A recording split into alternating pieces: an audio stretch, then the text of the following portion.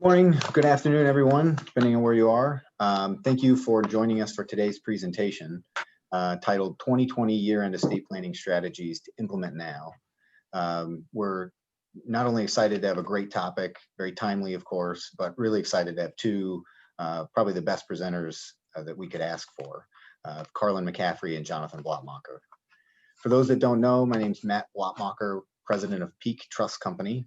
And Peak Trust Company, it focuses on fiduciary services, working with advisors who look for a professional trustee, want reliable and accessible expertise to help implement their clients' complex plans. We have the team that will help you quickly not only establish trust, but will allow you to have easy and efficient ongoing trust administration. Trust is our core business. We offer a highly customized process that's tailored to you, the specific needs of you and your clients. Before we get started, I just wanted to take care of a couple of housekeeping items today. Of course, the presentation today is being recorded, and the recording and associated slide material will be sent out to all attendees after the presentation. You can review the recording at any time in the future. For any questions that you have, please feel free to use the question and answer Q&A option in the control bar function of Zoom. And I just want to note that Zoom has a chat and a question and answer function in the control bar. And feel free to use the chat if you'd like to, but for questions and answers, if you could use the question and answer module, that helps us track and respond, make sure that we get to everybody. We'll get to questions at the end. We'll go through and answer as many of them as possible. And then, of course, after anything that's outstanding, we will try and get through as many of those as possible as well. So today, on behalf of the entire Peak Trust Company team, we're honored to be joined again by Carlin McCaffrey and Jonathan Blattmacher, neither of whom really require an introduction, but we have a couple brief ones anyways. Carlin provides legal counsel on domestic and international tax and estate planning for high net worth individuals. She advises individuals and institutions also on charitable matters. She's co-head of the private client practice firm in New York's office. She's a frequent lecturer on subjects related to tax law, trust and estates, foreign trusts, and matrimonial law. Carlin has extensively published and authored and presented through her entire career. Jonathan is the director of estate planning at Peak Trust Company, brings over 35 years of experience to trust and estates law, recognized as one of the country's most creative trust and estates lawyers, writes, lectures, publishes extensively on estate, trust taxation, and charitable giving, and co-authored, if this is correct, might be more now, co-authored or authored 6 books and over 500 articles on estate planning topics. So again, extremely honored to have both of you with us today and with a great topic, and I'll turn it over to you. Thank you again. Well, thank you very much, Matt. I wanted to thank Stuart Horish, who's the controlling shareholder of Peak, my brother Doug, who's the chairman of Peak, and you, Matt, my nephew, the CEO of Peak, and Brandon Centula, the chief operating officer of Peak, for having us on this program. And it's especially an honor for me to be with Carlin, who I think hands down is regarded as the most brilliant estate planner in the country. She really is fantastic, and it's always super for me to either work with Carlin, and she and I have been working together or against each other or writing together or lecturing together for over 40 years. In fact, I've been out of law school now for 50 years, so I've been in this game for quite some time. And we hope you will enjoy the presentation today. So Barbara, why don't you bring up our first slide? And this goes back, I got out of law school in 1970. When did you get out, Carlin? What year? 67. I'm much older than you. Yeah, you're much older. You look better though. But when Carlin and I got out of law school, up through 1976, the estate tax rates, federal estate tax rates, were 77%. And that was not on amounts above $1 billion, as Bernie Sanders has proposed. It was just if you had a taxable estate in excess of 10 million, would you reach that 77% level. And also New York had extra taxes as some additional states would. So in New York, if you had a taxable estate of over 10 million, you'd get up to an 82% effective rate of taxation. The estate tax exemption was only $60,000 and $30,000 for gift tax purposes, quite an extraordinary event. But now we have an exemption of 11.58 million. That's essentially like a 200 times, not 200%, but 200 times greater exemption than existed before 1977. And the rates are now basically a flat 40%, although some states may add additional ones like New York and the state of Washington, where you can get up to about a 50% effective rate of taxation. Also, when Carlin and I got out of school, there was only a 50% marital deduction. You could leave half of your estate to your spouse free of estate tax, but it was limited to that. You couldn't do any more. So you could have the marital deduction and a $60,000 exemption. If you had a big estate, you were going to pay some tax. But under the Economic Recovery Tax Act of 1981, the marital deduction was made unlimited. And the tax-free step-up in basis under Section 1014, which allows most assets, excluding the right to income in respect of a decedent, such as an IRA or qualified plan, got an automatic change in basis. And this is a most extraordinary event. Someone who is exceedingly wealthy leaves her estate to her husband entirely free of tax because of the marital deduction, and yet they enjoy a complete tax-free step-up in basis. So what everybody here should look for is to be married to a very wealthy person at death, have all the assets in his or her estate, die, leave it to you, and you are much wealthier than you were when your spouse was living as well because of the tax-free step-up in basis. A super deal. Barbara, let's go to our next slide, please. Now, we know the federal government is just hemorrhaging with costs because of COVID, and they've done a remarkable amount of things for the economy. And we know, even though they're having fights right now, they're going to do more. It's just extraordinary. And as a consequence, they're going to have to raise taxes. I don't care who wins the presidential, House, and Senate, they're going to have to raise taxes. And one of the things that I think is ripe for change are wealth transfer taxes. Estate, gift, and generation skipping transfer taxes are probably going to be changed. So that $11.58 million exemption, which will be adjusted for inflation upward through 2025, when it's cut in half beginning after 2025, I think there is a reasonable prospect it will be cut back. One of the other things is that both Donald Trump back in 2016 and Joe Biden have proposed no tax-free step-up in basis. Let's go to our next slide if we could, Barbara. Now, I had a professor in law school, George Cooper, who wrote a book in 1977 entitled A Voluntary Tax, New Perspectives on Sophisticated Estate Tax Avoidance. And he pointed out that you had the opportunity to completely avoid estate tax.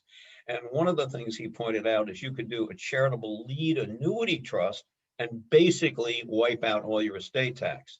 Since that time, people like Carlin have developed alternative ways to avoid the estate tax, maybe by not giving quite as much to charity to bring the tax down to zero. Now, along the way, Congress has passed some laws where they've tried to, in fact, make it more difficult to avoid the estate tax, but brilliant people like Carlin have actually turned those changes into ways to actually pass more property free of tax. For example, one of those is the grantor retained annuity trust. Back in the old days, you could create a partnership or a trust and just retain an income interest. But that was changed when they adopted sections 2701 and sections 2702. But they had basically a special rule in 2702 saying that we won't have the adverse effect of section 2702, which means you get no credit for anything you retain in a trust you create for your family, unless, among other exceptions, it's in the form of an annuity. Well, one of the things that people discovered right along the way is you could put a tremendous amount of property into a trust, retain the right to an annuity which would absorb all or close to all of the value. And if the trust performed well, and we'll talk more about this from an investment perspective, you could transfer huge amounts of property to your family entirely free of tax. So we're going to talk about some of the strategies that have been developed that continue today, and some that you may want to consider implementing for your clients right now. Because although we don't know what changes, if any, will be made, some of those may well cut off planning opportunities that we have today. Let's go to our next slide, Barbara. Right.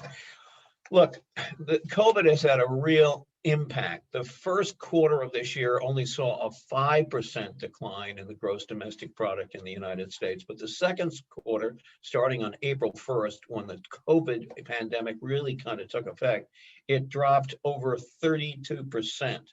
Now, I don't know what it's been for this third quarter. We're now in the fourth quarter of the year, but again, it's been very, very significant. Now, somewhat surprisingly, the stock market really has continued to be stable or actually go up from time to time. That's driven primarily by 5 technology-related stocks like Apple and like Tesla. And those have really kept the market from dropping, but there's been a huge number of stocks, in fact, a majority, if you count them, of stocks that have dropped by 40%. So if you don't have a portfolio with things like Facebook in it and Apple Computer and Microsoft, you may have suffered a real decline in the value. One of the things that means is we have an uncertain economy, and that may provide us with an opportunity. If you think the economy is going to come back, you can transfer assets now at their low value, especially if you think they'll recover or actually go higher. Interest rates are also at an historic low. Right now, it says September, but it's true for October. It was also true for August, and it may be true for November. The Section 7520 rate, which is the rate published monthly by the Internal Revenue Service for purposes of valuing things like annuities in a grantor retained annuity trust or an annuity in a charitable lead trust, that's gone down to 0.4%. It's just shocking that it's gotten so low. When it first came out in 1989, the rate was nearly 12%. It's fluctuated back and forth, but now it's really at an historic low. And that is perhaps a reason in and of itself to do planning before those rates rise. Next slide, Barbara, please. So we have massive federal deficits, and things may change, and things, we may wind up doing a lot of things like increasing rates and reducing exemptions, transferring assets now using the current state and gift tax laws. We can protect a lot of stuff. We can do things like installment sales to grantor trust, grants, and other things that appear to be very, very advantageous. Let's go to our next slide and take a look at some of the proposals that have been made. By the way, these have been made, some of them for over 10 years. There's a chance that the exemptions, the estate gift and GST exemptions, will be dropped. One of the more recent proposals is $3.5 million exemption for estates and for generation skipping transfer tax purposes, but only $1 million for gifts. We don't know what it will be, and maybe it won't drop that much. You may remember back in 2012, we all thought that the exemptions were going to drop from 5 million down to 1 million. But the day after 2012, Congress retroactively said, no, we're going to keep it at 5 million. Rates, they're now at 40% without considering state death taxes. And we don't know what they might go up with. Bernie Sanders has proposed 77. I can assure you it's not going to be that high. They may eliminate grats, and they would do that by saying that the value of the gift that you make when you create a grat, which is the value of the remainder, has to be at least 25% of what you place into the grat. So if you put 10 million in the grat, you've got to make a gift of at least $2.5 million. There's also a proposal to say a grat has to last at least 10 years, so that if you die during the 10-year period, something would come back into your gross estate. And it's going to put a limit on how long it can last. And we'll talk about why that's important as well. There have also been proposals for how long you could protect property from a generation skipping transfer tax. There have been proposals for 50 years and for 100 years. Now, I'm not sure that's going to happen, because Congress people and senators don't care about what happens 50 or 100 years from now. It would be just that it looks good to say that the rich can't accumulate a tremendous amount of wealth. But as I pointed out, when people complain about the IRS taking money when a parent dies, your sibling will take as much. And if you have 2 siblings, they'll take a lot. You have 3 siblings, you're only going to get 25% of your rightful inheritance if you're the oldest child. And I am. And I had to share everything when our parents died with my brother, Doug. Bring back primogenitor, Carlin, please.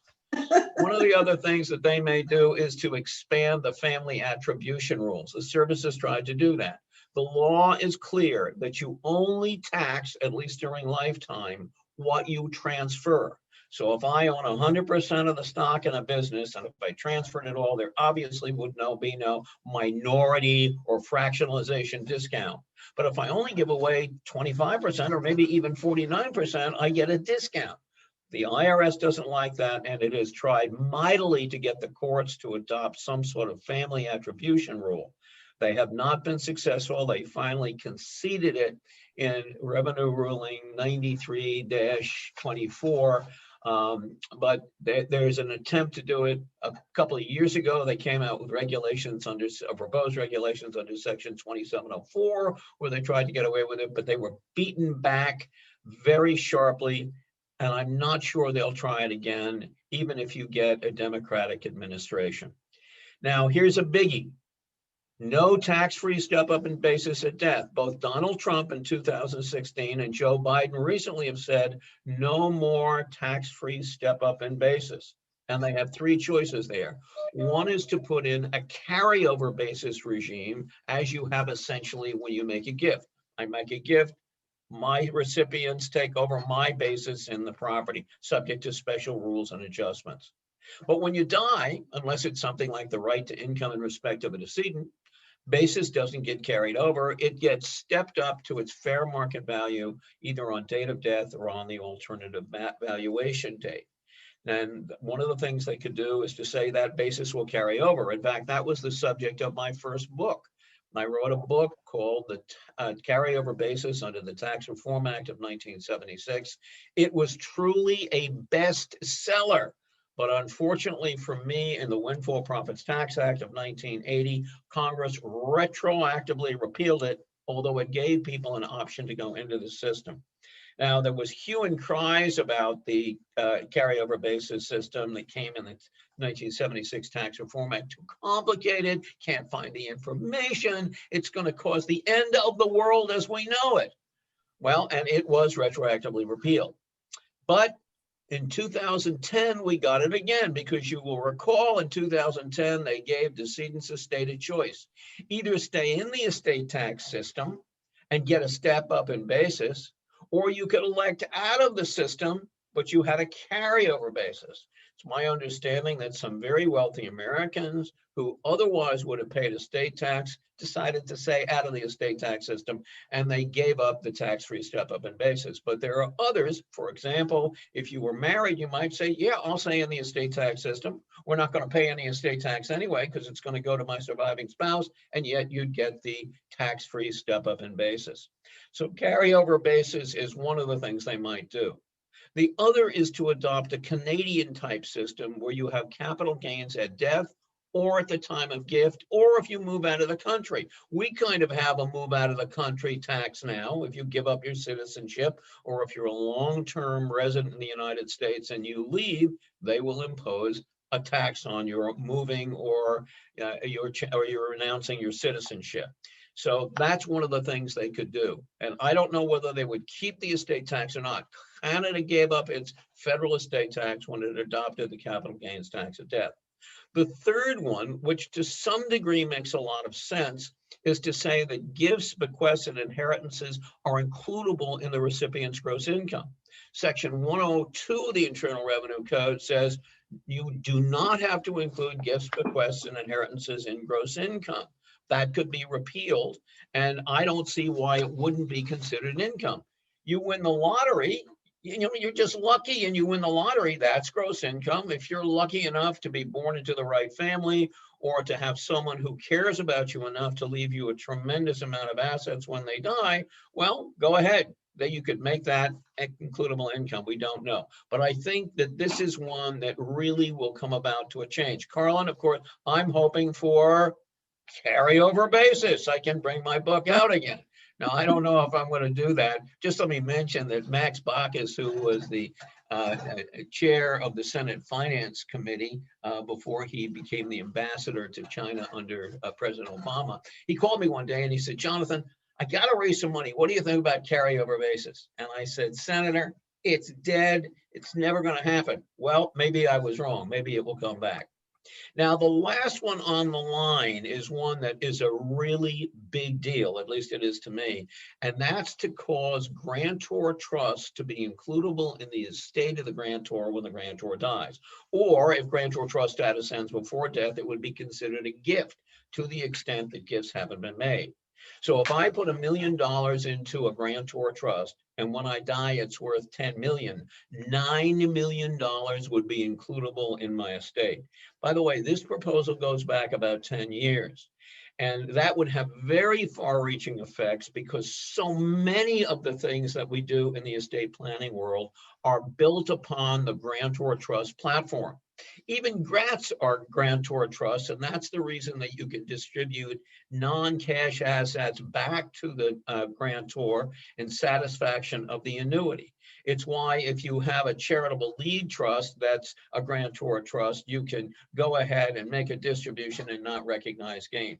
Installment sales to grantor trust. You want to do a private annuity? Well, you want to do it with appreciated assets. The service has a proposed regulation out there under section 72, which they say will be retroactive to the date it was proposed, which is now about 10 years ago. And the only way and you would have gain. So if I take appreciated assets, transfer it to a trust or to anybody in exchange for a promise to pay me an annuity, there would be gain recognition at the time I did it, not ratably, not any other way, but not if it's a grantor trust. And of course, the reason is that the Internal Revenue Services take the position, at least since 1985 in Revenue Ruling 85-13, that a grantor trust does not exist for income tax purposes.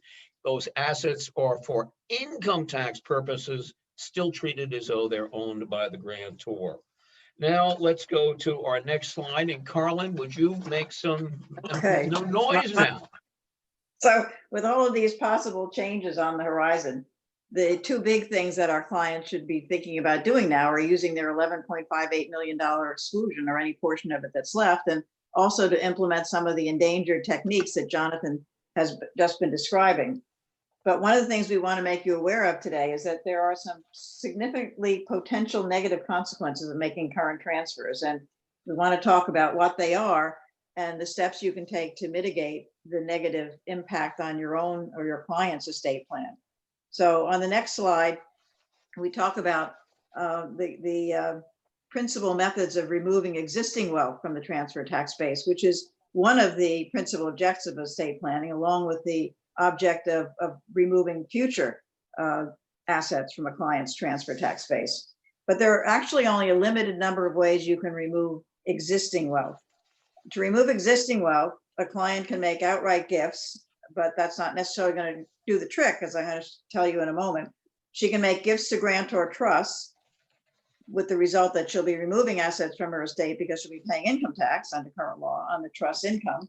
She can transfer fractional interest in property that she owns controlling interest in, which will make value actually disappear.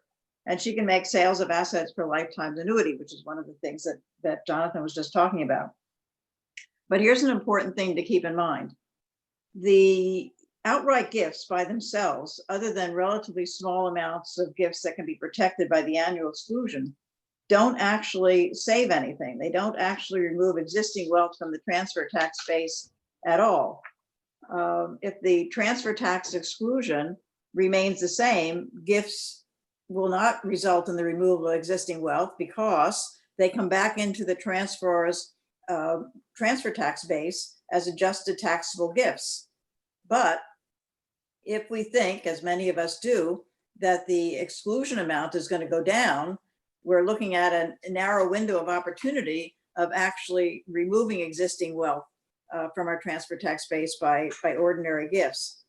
Current regulations under Section 2010 tell us that if the exclusion is reduced, the donor's estate will be able to use the exclusion amount that was in effect at the time that she made her gifts during her lifetime, if that amount is higher than the amount available at death. Those are the regulations that you hear referred to as the anti-clawback regulations. On the next slide, we talk about, well, before I get to the next slide, the next slide, we talk about ways of removing future wealth from the transfer tax base.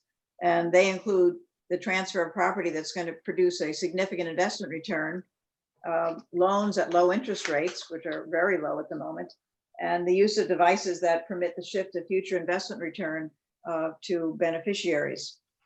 So gift of property, while it doesn't remove, in most cases, the existing wealth from the transfer tax base, is going to remove all of the post-gift investment return that's generated by the transferred property. How about a sale?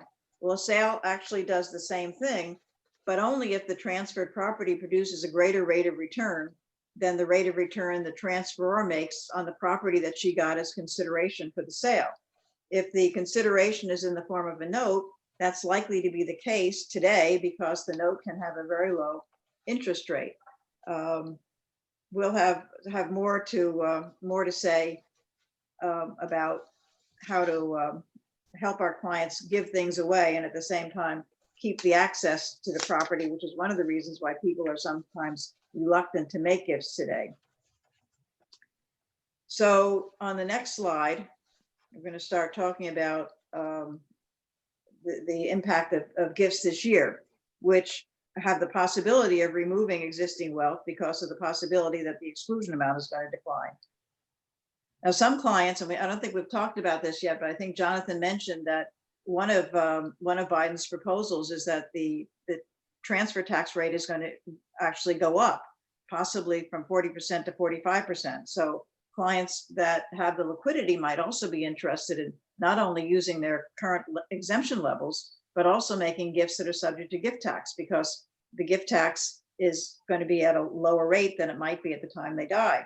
And most of you probably know that even if rates stay the same, the gift tax, at least if the client lives for 3 years, is effectively less than the estate tax rate. The estate tax rate translates into a gift tax rate of 28.57% because of the effect of removing the gift tax itself from the transferor's tax base if she lives for at least 3 years. On the next slide, we're going to start talking about the downside of gifts, what you need to take into account before persuading clients to actually engage in an active gifting program. So one thing that can happen is that the gifts could actually result in higher future taxes, depending on future circumstances. The client may suffer donor's remorse. Many of us saw this in 2013 when the scheduled reduction in the exemption never materialized after 2012. With the expected loss of the advantage they thought they were going to get when they made these gifts, many clients came to us and tried to figure out ways in which they could undo the gifts that they made before, at least gain some access to the transferred property. The next slide goes into what I think are the 3 most important reasons why gifts can backfire from a tax point of view. Number 1, the value of the gifted property can decline. Number 2, when a client has nothing to give but appreciated property and gives appreciated property, that property could fail to appreciate sufficiently to offset the disadvantage of the loss of the basis step up at death. And finally, for New York domiciliaries, if they make significant gifts this year and die within 3 years, their gifts are going to come back into their New York estate tax base, and they may wind up paying much higher total taxes than they would have if they hadn't made the gifts. So here are the problems one by one. A decedent's estate, as I mentioned before, is calculated on an estate tax base that consists of her taxable estate and her lifetime taxable gifts that aren't included in her gross estate. And the lifetime gifts come back into the gross estate or the estate tax base, not at their value at the date of death, which is what we hope for, because we hope they're going to appreciate, but they come back on their date of gift value. And so if the value of the property has actually gone down, you can immediately see how that can be totally unproductive, because the client's going to wind up paying estate tax based on a much higher value than he would have paid estate tax on if it hung on to the asset until the date of his death. Most property that's included in a decedent's gross estate receives a basis step up equal to the fair market value on the date of death, but property gifted during life doesn't receive a basis adjustment. And because the gift is only going to generate estate tax savings, assuming exemptions stay at the same level, equal to 0.40% of the appreciation or the investment return. If there is no appreciation or investment return, there is no estate tax savings. And so the client has no estate tax savings, and at the same time has suffered the disadvantage of the loss of the basis step up. A simple example: suppose a client has an asset worth $1 million, a basis of 500,000, that produces a post-gift investment return of 10%. So her estate is going to save estate tax of 40% of that, or $40,000.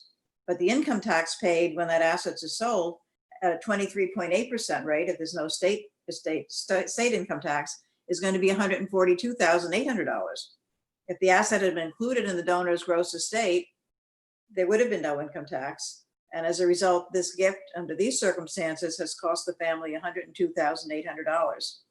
The gifted asset would have had to produce an investment return of about 73% to produce a break-even result. So be very careful about transferring appreciated property. Finally, the New York problem is caused by the potential New York tax of 16% on gifts made within 3 years of death. And because these 3-year gifts are included in the New York estate tax base, but not the federal estate tax base, the extra New York tax may not be deductible. And that results in increasing the effective estate tax rate for New York assets from 49.6 to 56%. So the next slide talks about things we can do to guard against some of these potential negative consequences. Number one, we can talk about disclaimers. Number two, gifts to trusts that are eligible for the Q-tip election. And number three, the use of a power to grant a testamentary power of appointment to the grantor. So you're all familiar with disclaimers. How would that work? Client wants to make a gift this year, but is afraid that the exemption isn't going to change and it'll turn out to have been counterproductive and should like to get her property back. Well, if she has a trusted child, she can make her gift to a trust and provide in the terms of the trust that if trusted child disclaims the assets, disclaims the gift, the property will come out of the trust and come back to her. And so long as that disclaimer is effective under local law, and so long as the trusted child doesn't accept any advantages, any benefit from this gift, and so long as the trusted child makes the disclaimer within 9 months of the gift, and we should know by then whether we're going to have a decrease in the exemption amount, the property will come back to her. The gift is effectively undone. Of course, this approach requires that the client have a trusted child and that the child actually do what the donor hopes that he's going to do. The second approach leaves the client in control, although it works only for those clients who are actually married and presumably happily married.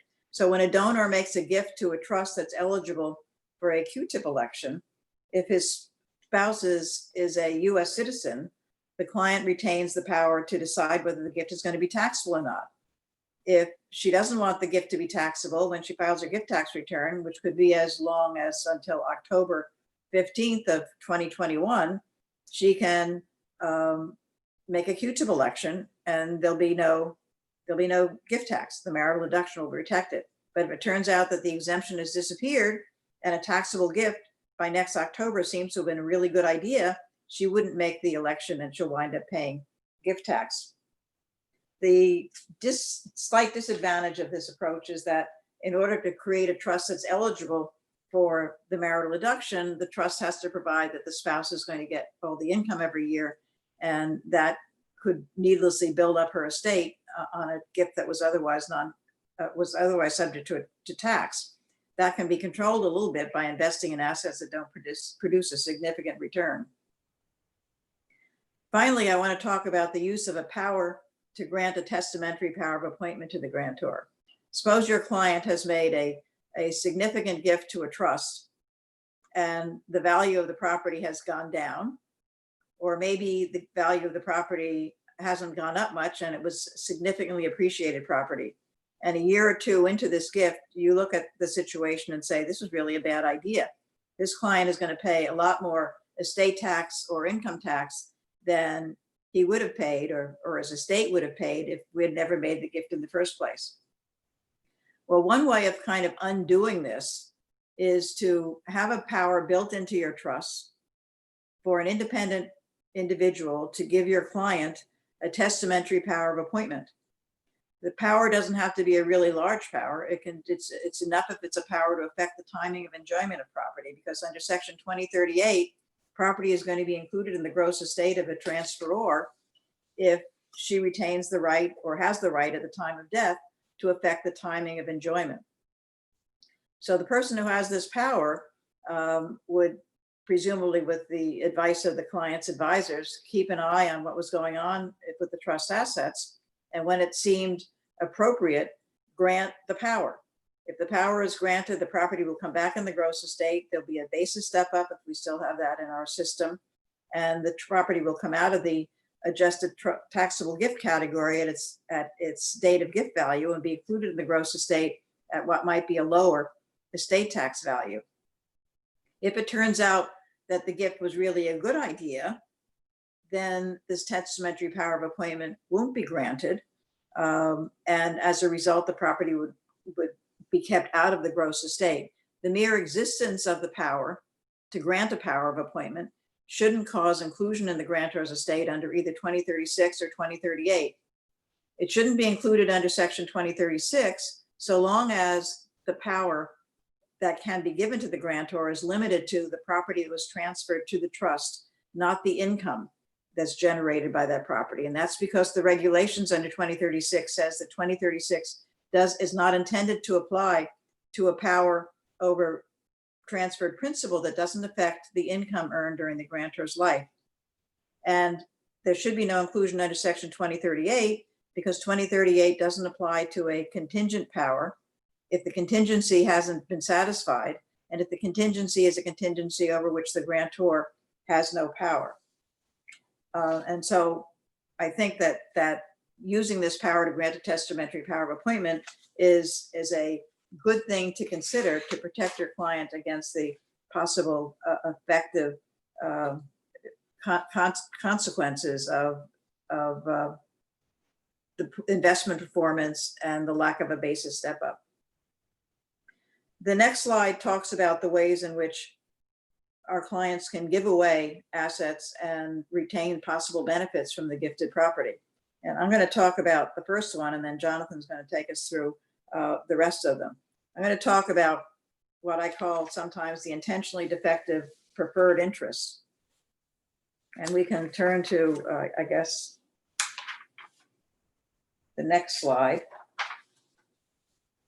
So the intentionally defective preferred interest is simply creating an interest in a limited liability company has two classes of interests. And I see, if Barbara, if you can back up, I see I intended to talk about two other things before I talked about the intentionally defective trust, I think.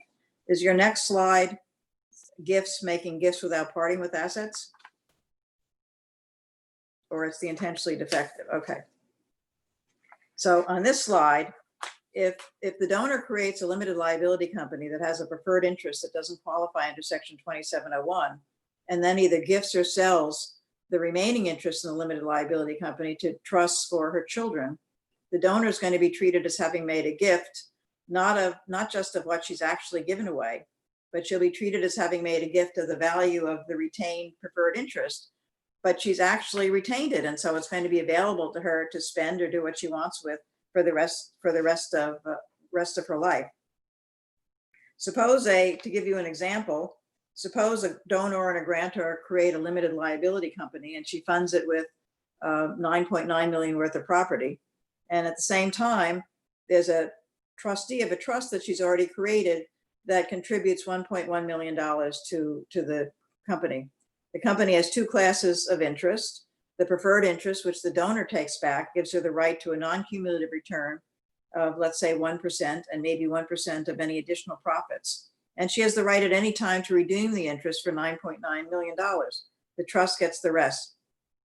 So what happens? Under Section 2701, she's treated as having made a gift of $9.9 million because her retained interests aren't qualified interests and they're treated as having a zero value.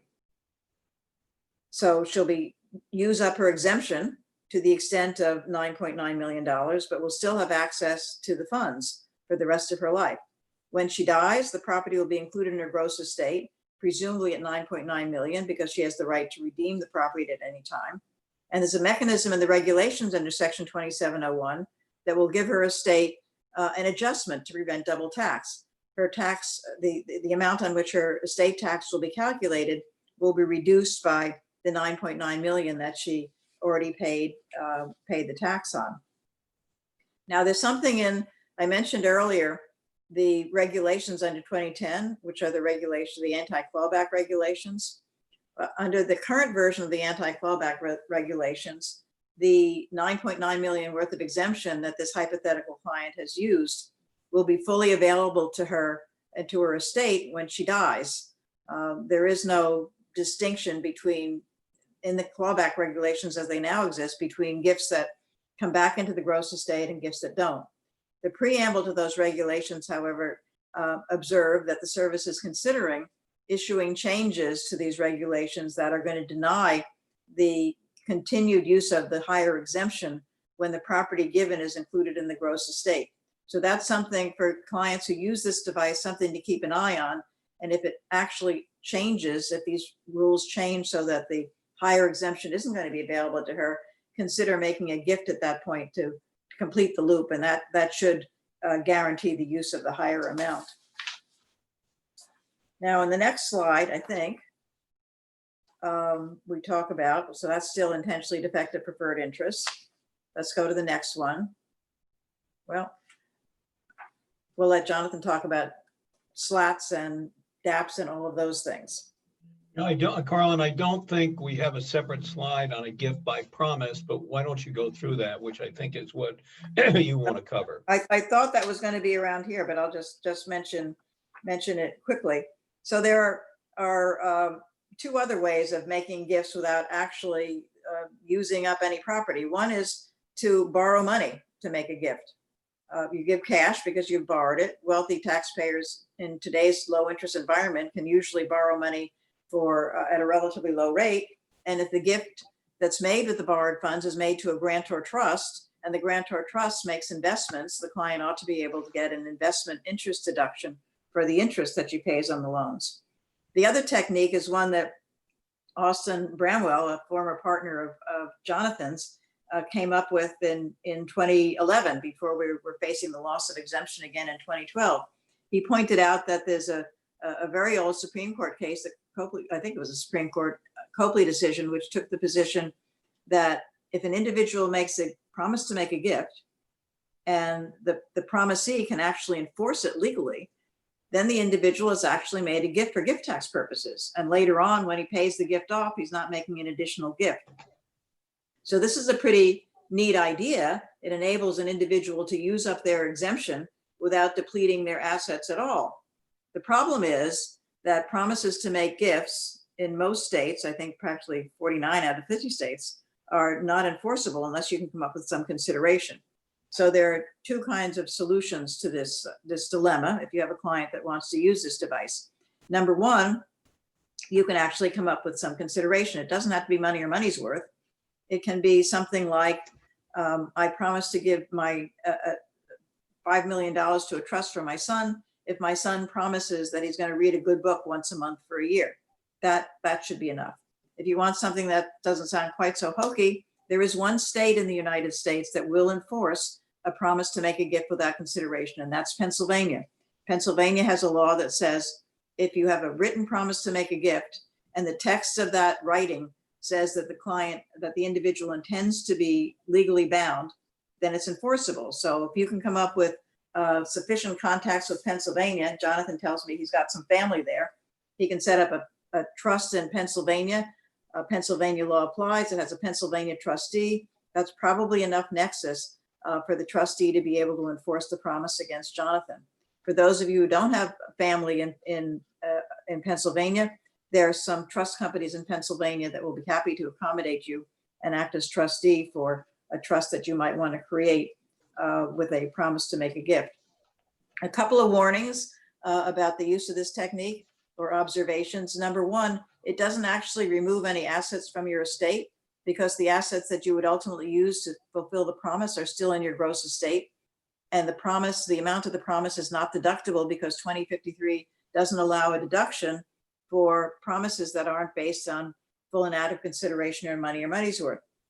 But there is a revenue ruling that says, even though you don't get the deduction, you're allowed to remove from your adjusted taxable gifts the amount of the gift that was attributable to this promise.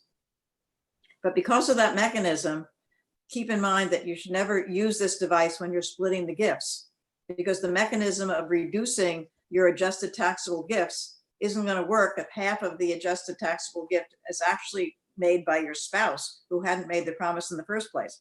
There is no corresponding mechanism that will allow him to reduce his adjusted taxable gifts. So this needs to be done in a year in which you don't make a promise, that you don't split the gift with your spouse, or if you are splitting gifts with your spouse for this year, the promises should be made to a trust of which your spouse is a beneficiary. So those are just not splittable gifts and you wouldn't have the problem. So Jonathan, tell us about slats and DAPs and all of those similar devices.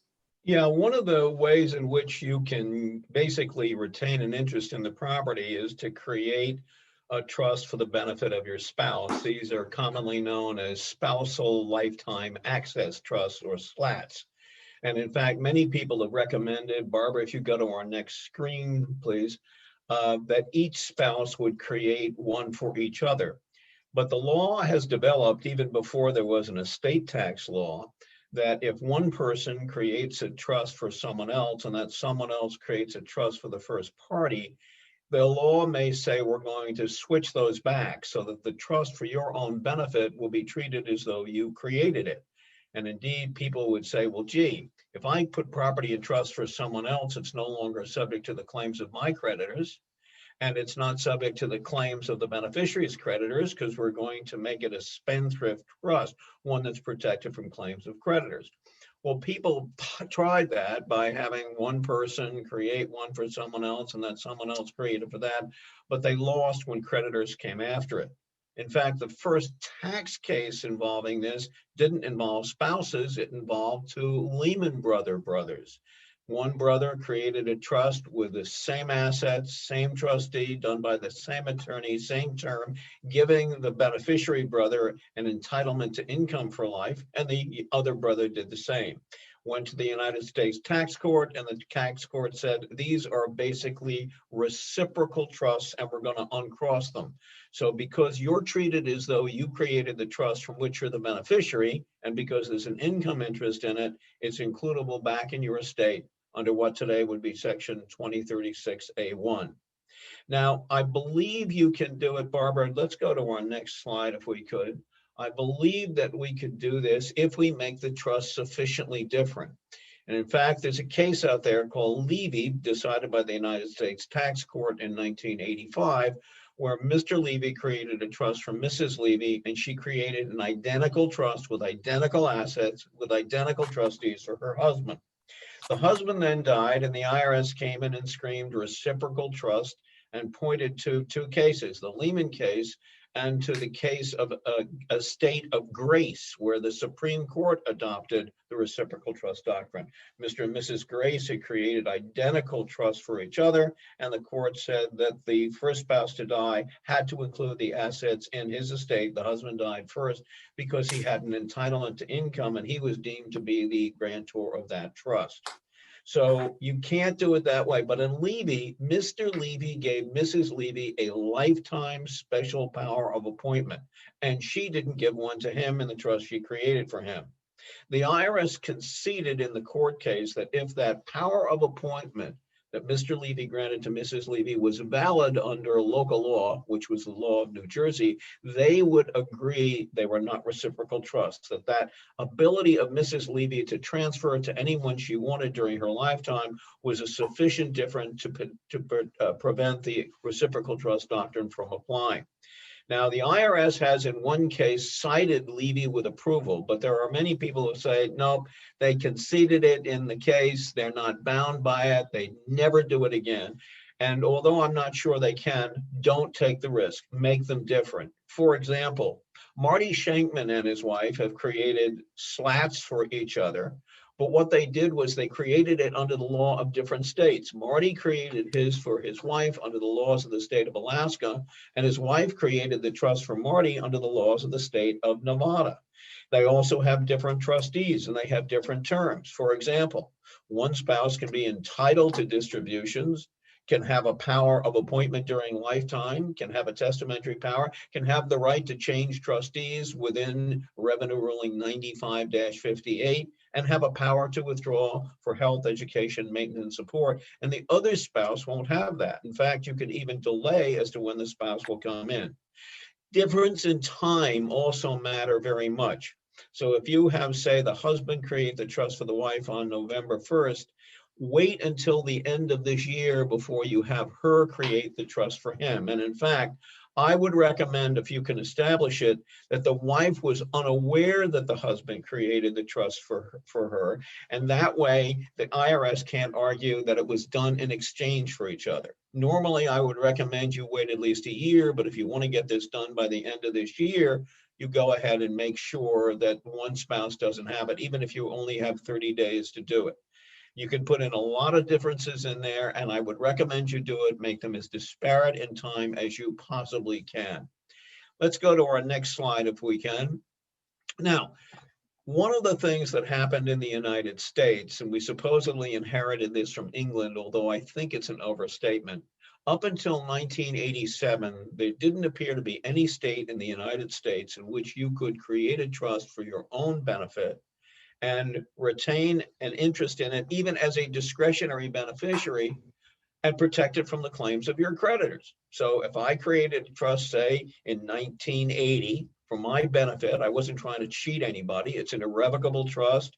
We have a big financial institution that's not going to do my bidding necessarily, that could make distributions to me or members of my family or not. And that you would think, well, that's not a bad trust. It may not be a bad trust, but the law throughout the United States would suggest that to the extent that the trustee could make distributions to me in its discretion, my creditors could attach it. And the law has developed that to the extent that your creditors can attach the assets in the trust, it's includable back in your estate. Let's go to our next slide, Barbara, if we could, please. Yeah, here it is. In fact, in New York, this has been around for over 100 years. Estates, Powers, and Trust Law 7-3.1 says, a disposition in trust for the use of the creator is void with respect to existing and subsequent creditors of the creator. So that won't work. And indeed, after the Alaska Trust Act passed, which we'll talk about in a minute or so, where they say you could create a trust for your own benefit, as long as you are not trying to defraud a creditor, weren't making a fraudulent transfer to the trust. But you could be a discretionary beneficiary, but your creditors could not go ahead and attach the property. Well, Congress then was asked by a number of financial institutions that were worried that this would hurt them, got Congress to pass Section 548E of the Bankruptcy Code, which says if you create a self-settled trust or a similar device, we don't know what a similar device is, but if you create a self-settled trust or a similar device, and you go bankrupt within 10 years of the creation of that, your creditors can attach it if they can establish that you were trying to hinder, delay, or defraud a creditor. Now, let's go to our next slide, if we could, Barbara. Alaska in 1997 passed the Alaska Trust Act, which is Alaska Statute 34.4110. which basically says if you create a trust of which you're only a discretionary beneficiary and you weren't trying to defraud a creditor, it's not going to be subject to the claims of your creditors. And that was in there, and that should, and by the way, that was regarded as wild and woolly when that happened in 1987, although Delaware within a month tried to pass a similar statute. And now we have 19 states that permit you to create a so-called self-settle trust, a trust you create or settle for yourself. And as long as you don't have an entitlement to property from it, and you weren't trying to defraud a creditor, it's going to be free from the claims of creditors. And indeed, the IRS has now issued rulings. You'll see private letter ruling 2009 49012 at the last paragraph there, which basically says that kind of trust will not be includable in your estate. You don't have a 2009 44002, and that means that you can go to a state like Alaska and create that trust. And if you weren't trying to defraud a creditor, it should not be includable in your estate when you die. And this basically was stated in Revenue Ruling 2004-64. There are other cases. There's a case called Pialazzi. There's a case called Paxton, which are very similar, and there are other private letter rulings. But the real key is Revenue Ruling 2004-64, which everyone knows to be the one where the IRS conceded that when the grantor pays the income tax on income imputed to her from a grantor trust, she is not making a gift to the trust. Trust gets the income, but because it's a grantor trust, Congress has said the grantor has to include the income in gross income and pay the tax on it. The IRS in 1994 issued a private letter ruling which said, no, you'd be deemed to make a gift. 2004-64, the IRS conceded that wasn't the case. And indeed, when we asked for the ruling, which turned out to be 2009 44002, initially the service said, we're not going to issue a private letter ruling. It's just so clear it constitutes a comfort ruling because of what was said in 2004-64, but they finally did issue the ruling. Now, can I tell you absolutely that you're going to get it? I cannot tell you absolutely. I believe it will work. But I'm going to, in a few minutes, tell you another thing you can do, which I think even makes it more protective and more likely that it won't be in your estate. But that's something you can consider doing. But here's going back to slats. Because no matter how different you make your slats, different state laws, different trustees, different assets, different time, maybe the IRS will come in and beat on the table and say, you should uncross these and you should have the trust that Jonathan's wife created for him includable in his estate. They do fall under the reciprocal trust doctrine. And because they're a reciprocal trust, that means Jonathan's creditors can attach the assets and therefore they should be in his estate. That's why if you do slats, I urge you to create it in one of the 19 DAP jurisdictions we now have in the United States. Indeed, as Marty did, I would suggest you do them in different states. Do one in Delaware, do one in South Dakota, do one in Wyoming, and one in Nevada. Make them different states. Go ahead and do that.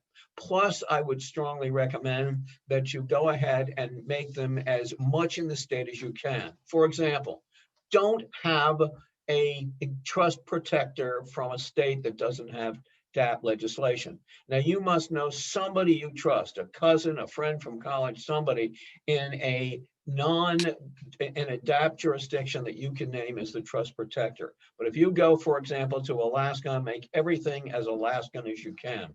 There's an adverse case called In re Huber, which was decided by the bankruptcy court in the state of Washington, where Mr. Huber created a trust in Alaska with a nominal Alaska trustee, not Peak, by the way. But the big trustees were in Washington. All the assets, except for a $10,000 bank account, were in Washington. Everything was in Washington. And plus, Mr. Huber kept getting regular distributions from the trust, which kind of indicates that he had not given up his entitlement to income. So bad facts make bad law, but do yours as carefully as you can. And again, you're going to be able to beat 548E of the bankruptcy law because you're going to be able to show that you weren't doing this to hinder, delay, or defraud a creditor. You were doing it for estate planning. Indeed, after the Alaska Trust Act passed in 1997, I was invited to attend the annual meeting of the United States bankruptcy judges. And they said, we want to know about this Alaska law. So I told them, and I said, look, I wasn't trying to help people to bill creditors. I was trying to provide my clients an additional incentive to make lifetime transfers which produces better estate planning in many circumstances without them having to permanently give up the wealth that they put into trust for family. And that's why I wanted to do it.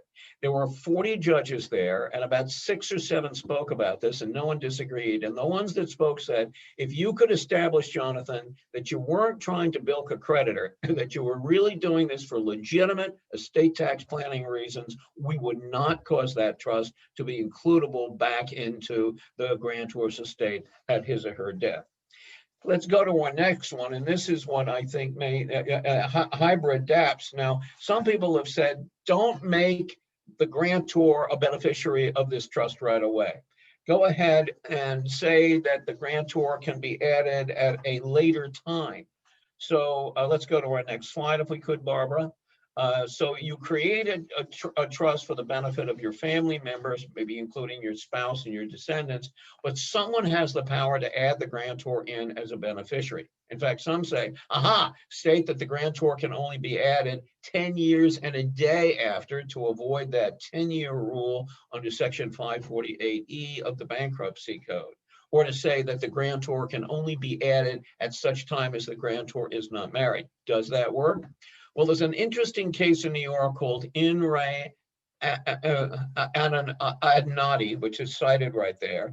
In that case, the courts ruled that because the grantor could be added back in as a beneficiary by the trust protector, that they would consider it a self-settled trust. And that would be considered a resource under New York law, which would deny certain government benefits, such as Medicaid, for the grantor, because he could be added back in. Now, the trust protector in that case happened to be acting under a fiduciary duty. So if you're going to try to say, we want to add the grantor back in, please, based on this Iannotti case, make sure that the person who can add the grantor back is not acting in a fiduciary capacity. By the way, Alexander Beauvais, who's a great lawyer from Boston, has at least been quoted as saying, trust protectors always have to be fiduciaries. Well, I don't think so. Alaska law says, unless the instrument says otherwise, a trust protector is not acting under a fiduciary duty. And I don't rely just on that. I also put in the document that the trust protector owes no fiduciary duty to anyone and is not going to be acting under a fiduciary duty. Let's go to our next slide. And this is what I promised you, which I think is even better than a so-called DAP, a domestic asset protection trust. And actually, it probably is good if you're having spouses do it to have one of them use this. And that's a special power of appointment trust. Let's go to our next slide, Barbara, please. Here's what happens. DAPs are a self-settled trust. I create a trust. I'm either a current eligible beneficiary or I can be added in. And even if you're doing it in a state where you're supposed to be, protected from claims of creditors, and there are private letter rulings now, some people say that I'm not sure it'll work. Even I'm not 100% sure it'll work. I think there's a very good argument. I think there's a lot of case law rulings and private letter rulings, but there's something you can do more. And that's to have the trust not be a so-called self-settled trust. When you go to the commentary under Section 505 of the Uniform Trust Code, or you go to the Restatement of Trusts to comment F under Section 58, you will see that they say that creditors can attach assets to the extent that the trustee can make distributions to the grantor. But if the trustee is prohibited in the instrument from making distributions to the grantor, you should be golden. It's not a self-settled trust by definition. But what you do is you give some trusted person, or maybe more than one trusted person, the ability to appoint the property in their individual capacity to the grantor. So if I was going to do this trust, say, for my wife and kids, but I wanted some way to get it back, but I'm going to put in the trustee can never make a distribution, discretionary or otherwise, to me. But I might name my nephew Matt, my brother Doug, my friend Mitchell Gans, my friend Barty Shankman, my friend Carlin McCaffrey. Any one of those could have the power to appoint the property to me. In fact, maybe I'll even say they could appoint it to any member of a class consisting of the descendants of my mother. So that would be me and my kids, Doug and his kids, our grandkids. And they have the power to do that. Now, how do I know that Carlin won't say, you know, Jonathan, I'm going to do you wrong. I'm going to appoint it to your grandson, James. He's going to get it all. You're not going to get it back. Well, I'm going to put in that Carlin can exercise her power of appointment only if my attorney says she can, because you could say a power of appointment is only exercisable if you get the consent of someone. So you can build this in so you can be reasonably certain that if you need it, you're going to get it. Now, you're not going to have a permission to add me back in as a beneficiary of the trust, but I don't care. What I want is money or assets when I need them. So if I need something, I would go to Carlin or to Matt and say, please give me $100,000 because I need a new boat or whatever it happens to be. So you can go ahead and do that. In fact, I would even suggest that not only do you not permit the trustee to make distributions to the grantor, you prohibit that and say you can't even decant the trust so that the grantor can receive assets. So that's one of the things you can do. In fact, Abby O'Connor, one of the people I came up with this idea, and Abby was asked by a couple she represents to do slats. And what Abby decided to do, and I think this is the cat's meow, is she made one a regular slat. She had the husband create the trust for the wife, but the wife didn't create a trust for the husband at all. So the husband created a trust for the wife, but the wife created a trust in which the trustee could give her assets back pursuant to a power of appointment. Let's go back to, oh, by the way, if you take a look at the state law, I looked at Kansas the other day, it doesn't say that it's a self-settled trust, creditors can attach it if it is only can get there by the trustee. It said if any distribution can be made, but that's exactly the same language that's in section 505 of the Uniform Trust Code. And when you take a look at the commentary under section 505 of the Uniform Trust Code, it says this applies only to the extent that the trustee can make distributions. Now, can I absolutely guarantee that's a winner? No, there's very few things that I'll make a guarantee on. But what I will tell you, if you are going to use a special power of appointment trust, a so-called a SPAT, I would strongly recommend that you go ahead and you do it in a DAP jurisdiction. Do it in Alaska, do it in New Hampshire, do it in Delaware, do it someplace like that. So go ahead and do that. Let's go on, Barbara, to Gratz for a moment, if we could. Grat. Now, under section 2702, if you create a trust for members of your family, and that's a defined group of people, and you retain an interest in that trust, you're deemed to have made a gift of everything you put in the trust, and you get no credit. You don't get to reduce the amount of the gift by the value of what you retain. Used to be people created something called a grantor retained income trust. Dick Covey, the most famous estate planner of his generation, Dick came up with this notion about I'll create a trust, I'll retain the right to income, and if that income interest ends before I die, the whole thing there on out gets out of my estate. And in determining the value of the gift of what I put in, I get to subtract out the value of my income interest. And that was called a GRIT, Grantor Retained Income Trust. And for a while, it was one of the darlings of the estate planning bar.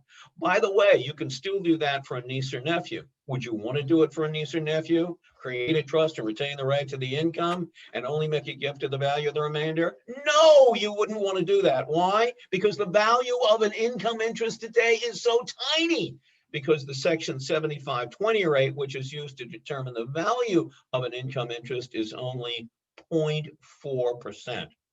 But when they went ahead and put in section 2702 to outlaw basically grids for members of your family, they said, well, we'll let you subtract out the value of an annuity or a uni trust interest that you retain.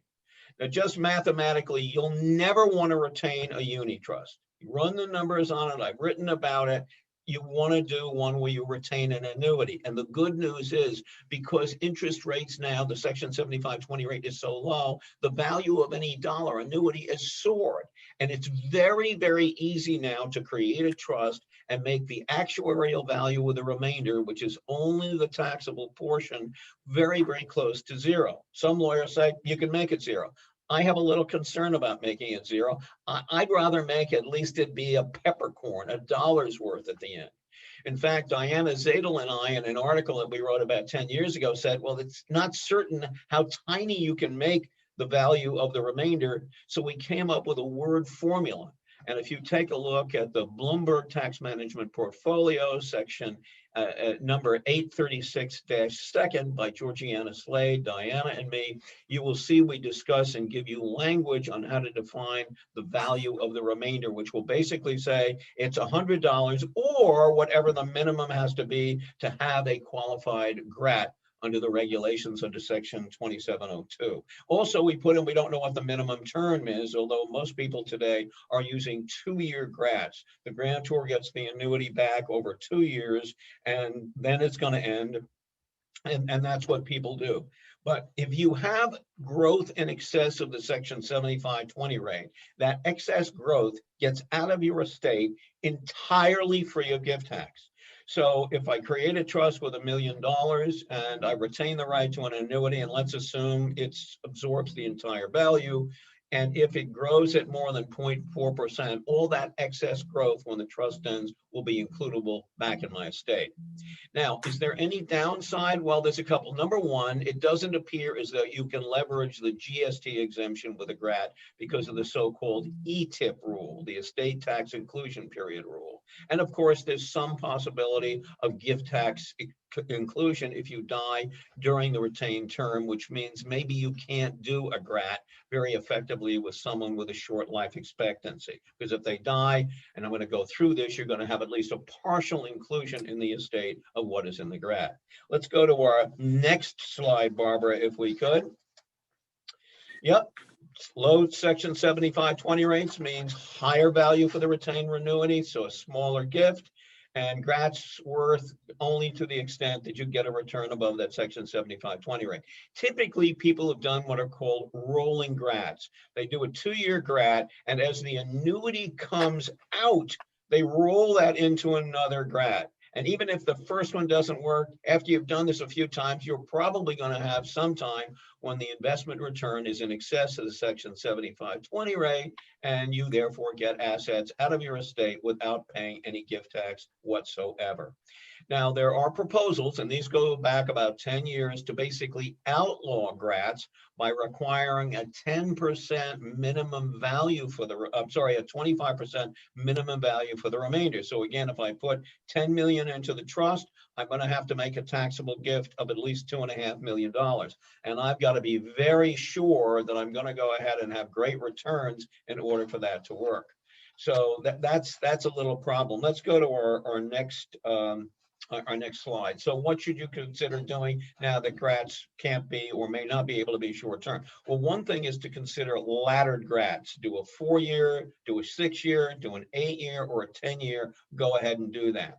Will GRATs provide asset protection? Well, we don't know, but remember, even if you say based upon the formula about what's going to be includable in the estate, if you're in a bad state where creditors can get at all the assets in the GRAT, even though you've only retained an annuity, which I'm going to tell you about the formula, it means not much is going to be includable under section 2036 A1 regulations, which came out a few years ago. You may have the whole thing back in your estate if they determine under governing state law, the law of the state where it's created, the creditors could attach the entire assets in that GRAT. It's all going to be in there. So choose your jurisdiction carefully.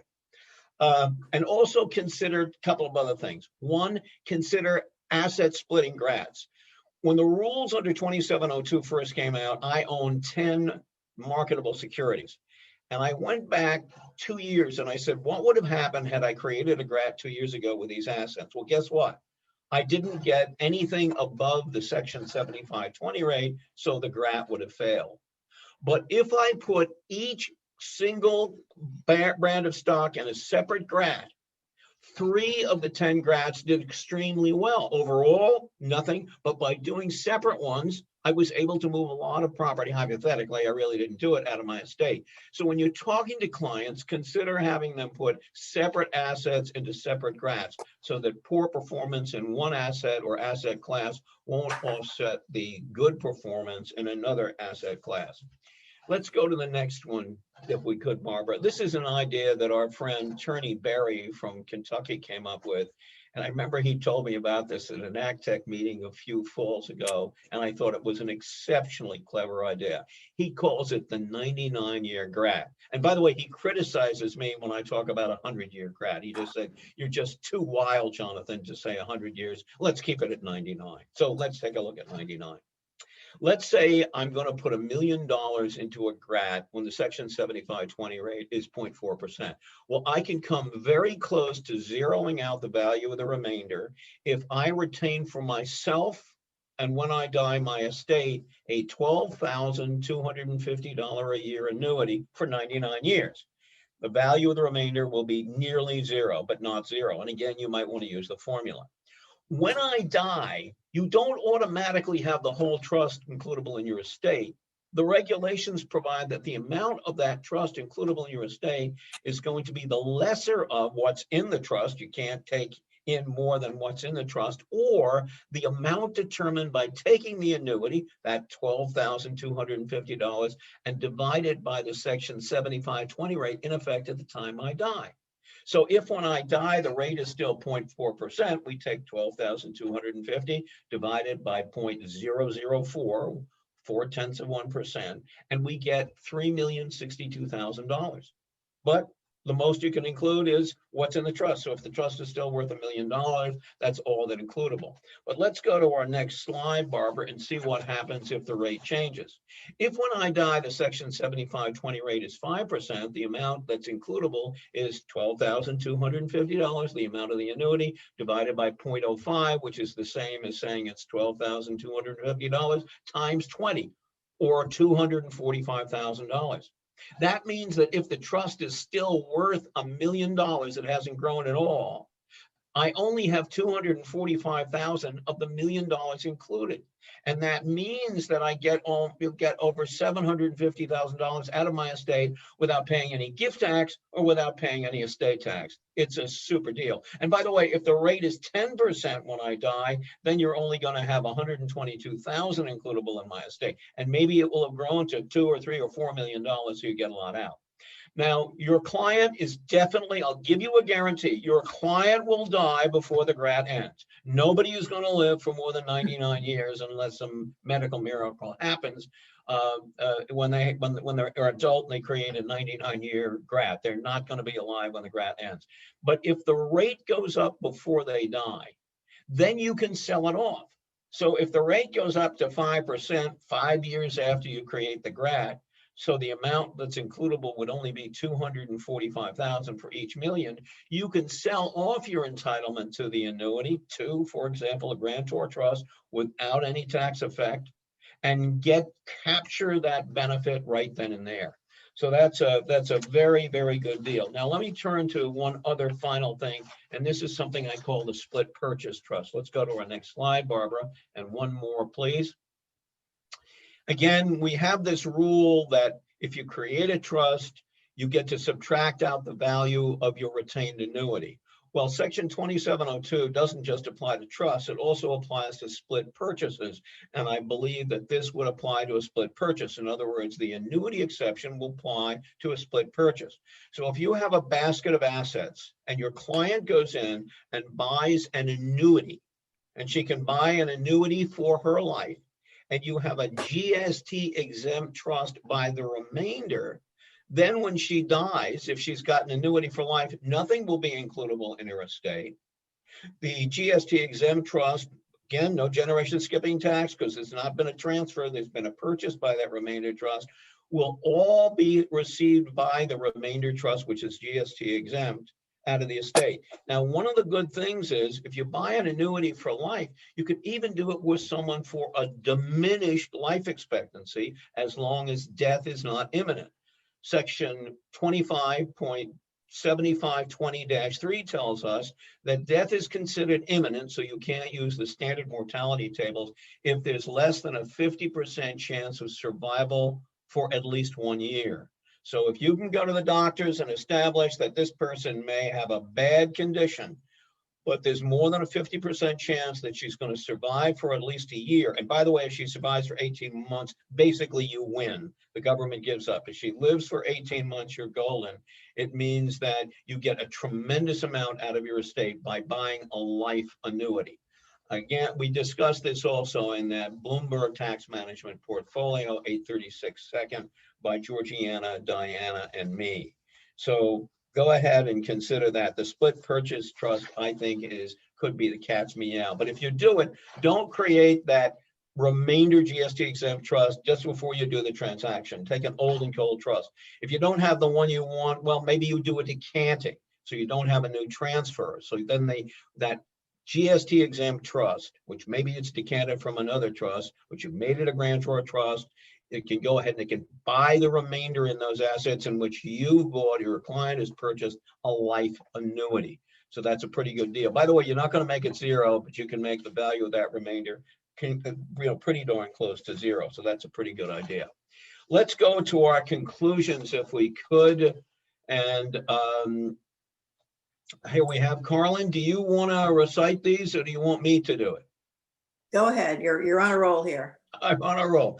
Look, we've gone through a wide variety of planning options that are ripe right now, from slats to DAPs to split purchase trusts to SPATs, special power of appointment ones.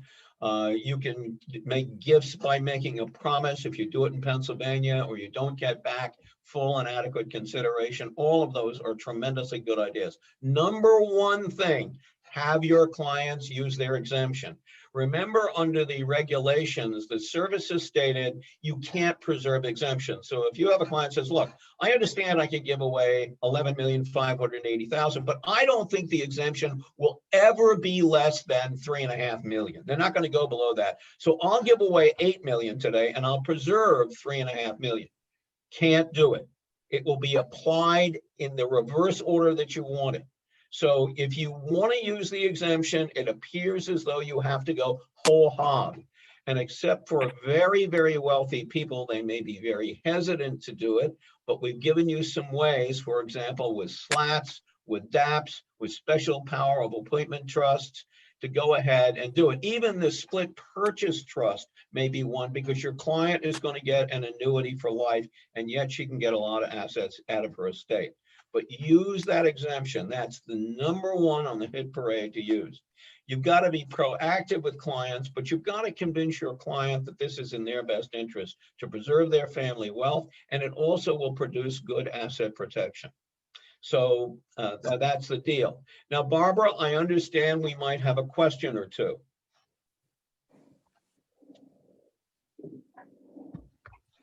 Yeah, a lot more than a few. Absolutely. So we've gotten quite a few. Jonathan and Carlin, great presentation. Again, a lot of questions that I'll try and go through here.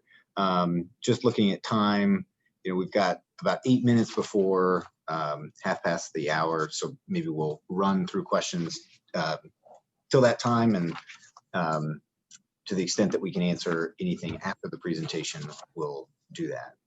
A couple of attendees submitted questions well in advance of today's webinar, and thought we'd maybe get to those first. One question is, are there ways to protect your assets from liability claims? And if so, what are the key concepts of those methods? Jonathan and Carlin, you let me know, but I feel like that was pretty well addressed in today's presentation. I think it was, Matt, and there are lots of articles out there, many of which you can either find on the Peak website or on the Interactive Legal website for you. I've written about it. A lot of people have written about it, but the SPAT article that I did with Abby O'Connor of Anchorage and my dear friend Mitchell Gans appeared in the February 2019 issue of Estate Planning magazine, and that discusses some of these fundamental things as well. Carlin, anything to add to that?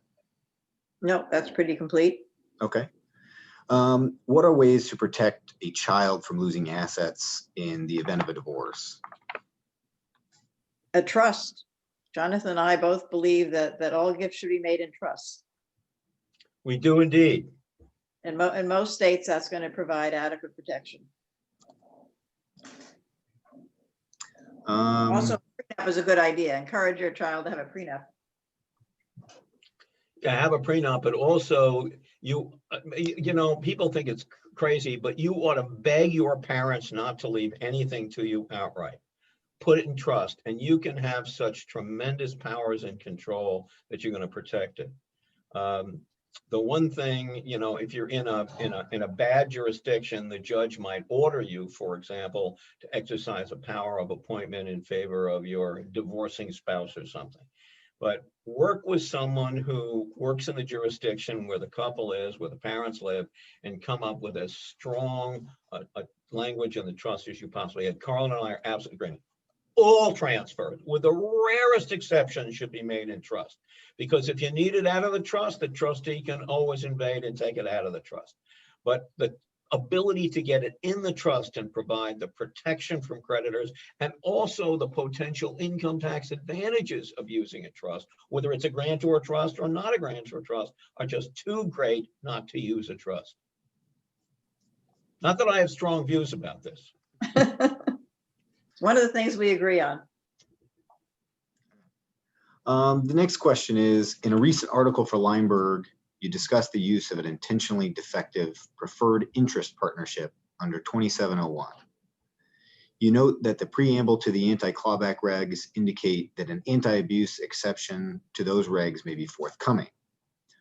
While the preamble couches a possible future anti-abuse exception in terms of excluding assets which are in the gross estate, it seems that a more fully thought out approach might limit the basic exclusion amount adjustment, perhaps to the gift tax value of the lifetime gift without respect to Chapter 14. Would you comment on how confident you are that the use of an intentionally defective preferred interest partnership will escape a future anti-clawback abuse rule? Well, I think if we have the anti-clawback regulation that the preamble is talking about, it's going to reach the intentionally defective preferred interest. But what I do believe is that the client who does this will have the opportunity at that point to decide whether or not to make a gift before she dies of that interest. And that'll be a choice to make at that time. But there's definitely a risk that it's going to be caught. It may also be that they will do it on a prospective basis also. Sure. Section 7805 of the Internal Revenue Code basically says the Treasury is not to make regulations retroactive except in the case of abuse. Now, someone might say, but they warned you. You know, they said we might do this. Well, I don't think that is not making it retroactive. I think just because they said, well, we might do something about it doesn't. But as Carlin said, let's see what they say. And if they say it's going to be retroactive and your client doesn't want to wind up in court, she can go ahead and make a gift of it. And that may well work. Great, thank you. So another question. Let's see, California has proposed an exit tax. How likely do you think such a tax would be passed? Well, California, I mean, the United States has an exit tax. California has suggested it. California has also suggested that it have an annual wealth tax. That's received a lot of publicity. And restoring the estate tax. Yes, and restoring. That's a great idea. That would take an amendment to its constitution, because they can't have an estate tax because the Constitution prohibits it, as does Florida, and I think Texas as well, Carlin. But I don't know what will happen. You know, California, you know, is a land of fruits and nuts, as they say, although I greatly enjoyed living there. But yeah, they may put in a wealth tax. They may put in an exit tax and just say, I wonder whether an exit tax would survive a dormant Commerce Clause challenge. I think that would happen. I think even a wealth tax might be subject to challenge. But there has been in the United States, everybody on this phone pays a wealth tax. You all pay a wealth tax because you own real estate. What do you mean? Because you have real estate, and real estate is an annual tax on the value of the real estate. So don't think this is so shocking. Now, I think it's much more difficult for the federal government to impose a wealth tax because the Constitution says that the federal government can't impose a direct tax on property. And indeed, the original income tax that the Congress passed during the Civil War was knocked down as an unconstitutional direct tax. That's why we have the 16th Amendment, which allows the federal government to impose an income tax. We don't know. But California desperately wants money, as do a lot of states, and we'll have to see what happens. Yeah. Looks like we've got time for one or two more.